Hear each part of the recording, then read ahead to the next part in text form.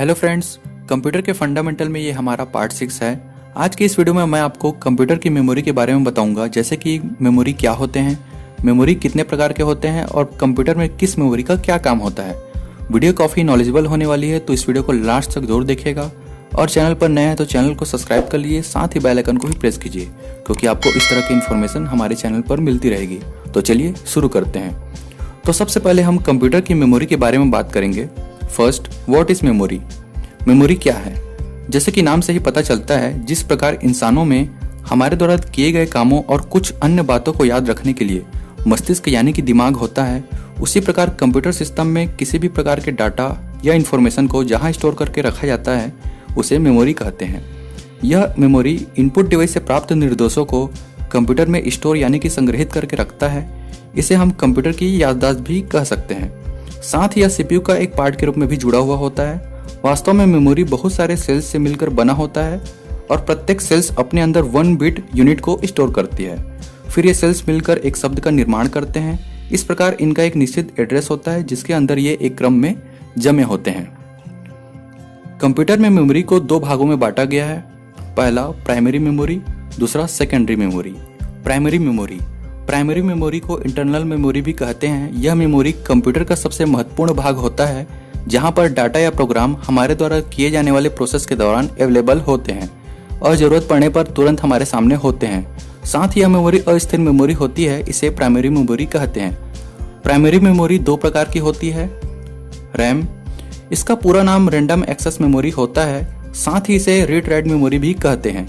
RAM memory primary memory storage का वह भाग है जहां पर डाटा और इंफॉर्मेशन अस्थायी रूप से स्टोर होते हैं। कंप्यूटर में हमारे द्वारा कीबोर्ड या अन्य इनपुट डिवाइस से इनपुट किया गया डाटा प्रक्रिया से पहले रैम में स्टोर किया जाता है और बाद में जरूरत पड़ने पर उस डाटा को यूज में भी लाया जा सकता है।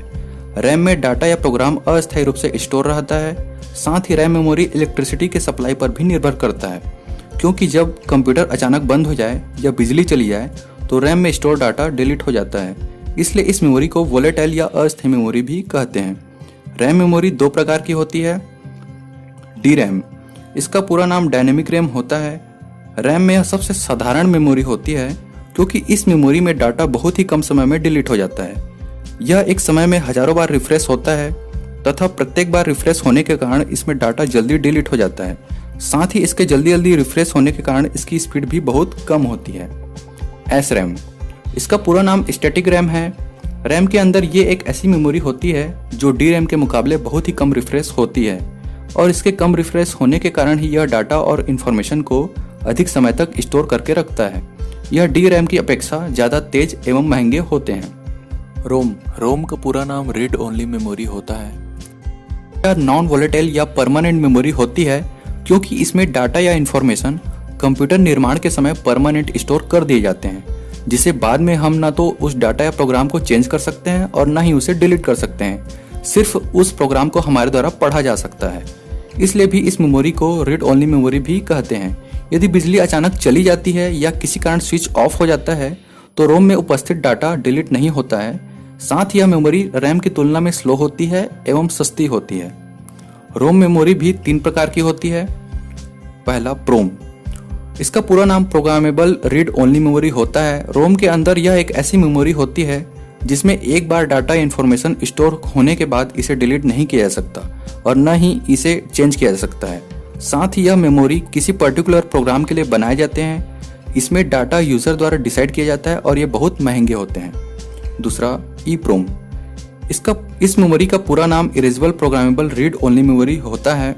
यह मेमोरी प्रोम की तरह होता है, लेकिन इसमें स्टोर्ड प्रोग्राम को बहुत ही तीव्रता की पराबैंगनी किरणों के प्रभाव से मिटाया जा सकता है, जिससे यह डाटा डिलीट हो जाती है और उसके बाद किसी नए डाटा या प्रोग्राम को स्टोर भी कर सकते हैं।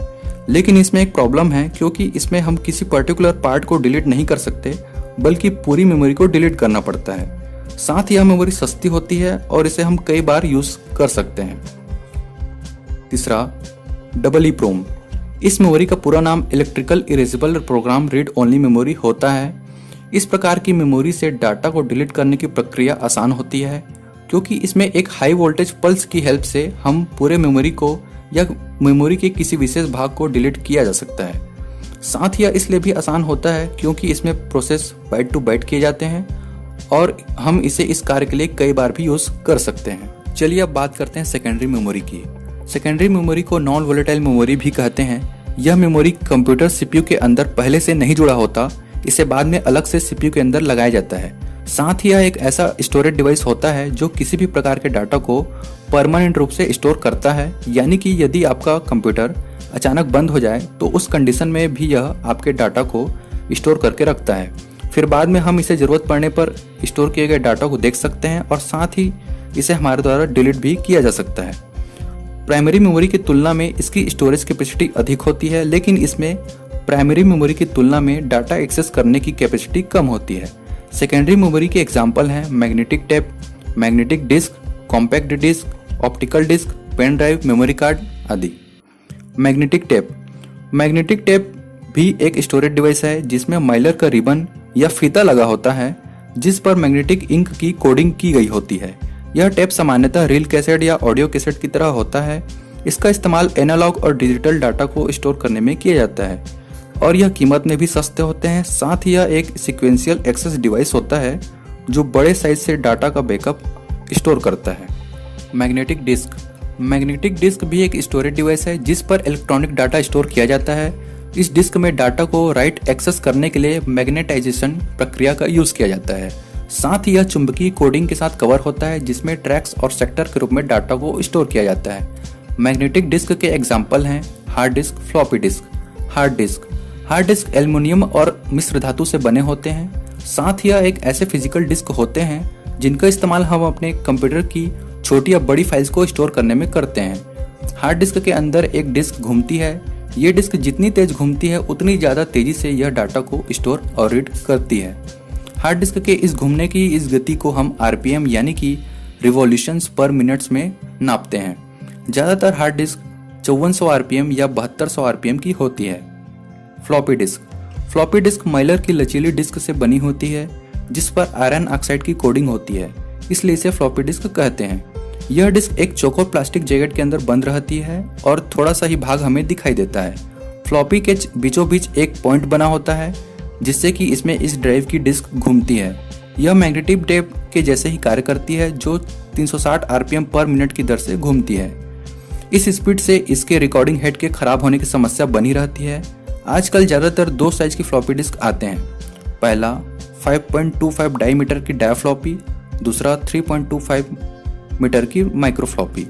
ऑप्टिकल डिस्क यह एक चपटा वृत्ताकार पॉलीकार्बोनेट डिस्क होता है जिस पर डाटा को फ्लैट के सतह के अंदर पिट्स के रूप में स्टोर करते हैं और इसमें डाटा को ऑप्टिकल के माध्यम से स्टोर किया जाता है। साथ ही इसकी सॉफ्ट कैपेसिटी बहुत फास्ट होती है और इसकी लाइफ भी ज़्यादा होती है।